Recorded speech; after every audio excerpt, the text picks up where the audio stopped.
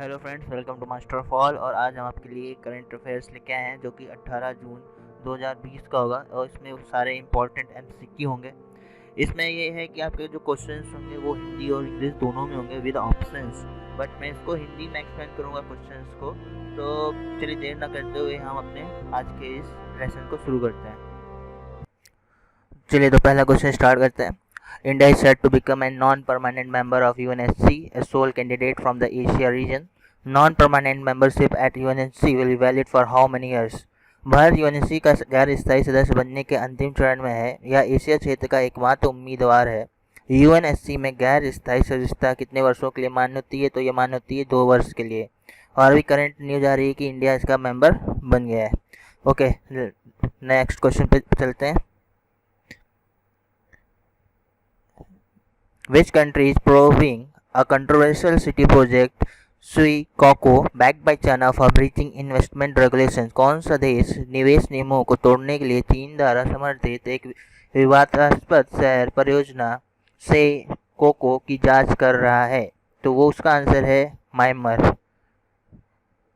इसको याद कैसे करना है? कोई भी क्वेश्चन आएगा उसमें आपको ये प्रोजेक्ट का नाम जरूर दिया होगा, तो इसी प्रोजेक्ट बस ये आप नाम याद कर लो, उससे म्यांमार को कनेक्ट कर लो। Next question.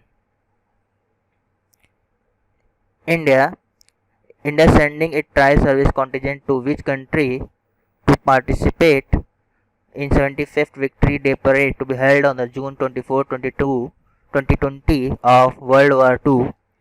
क्वेश्चन है, भारत द्वितीय विश्व युद्ध के 75वें विजय दिवस परेड जो कि 24 जून 2020 को आयोजित में भाग लेने के लिए किस देश में अपना त्रिसेवा दल भेज रहा है? तो इसका आंसर है रसिया।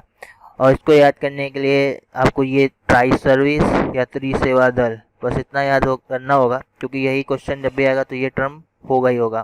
तो इसका आंसर है Russia. Next question, question 4।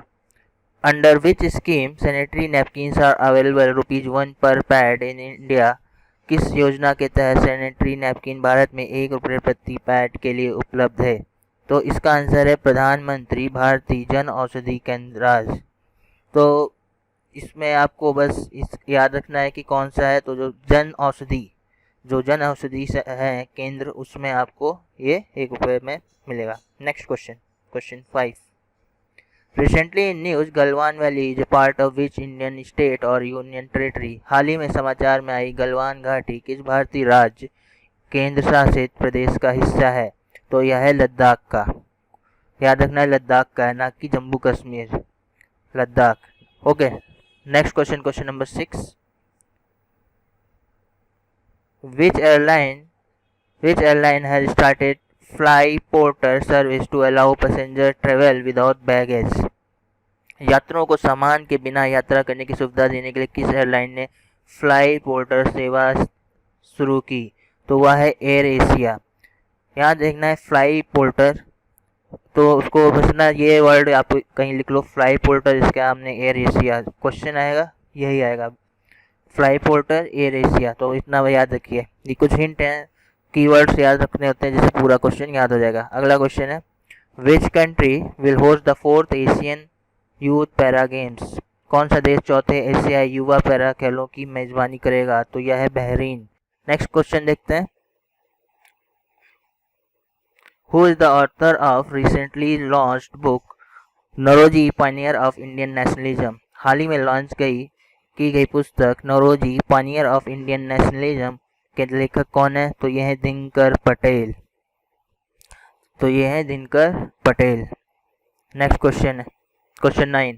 According to the report by the UN Conference on Trade and Development, UNCTAD, India is set at which place receive FDI worth $51 million in the year 2019?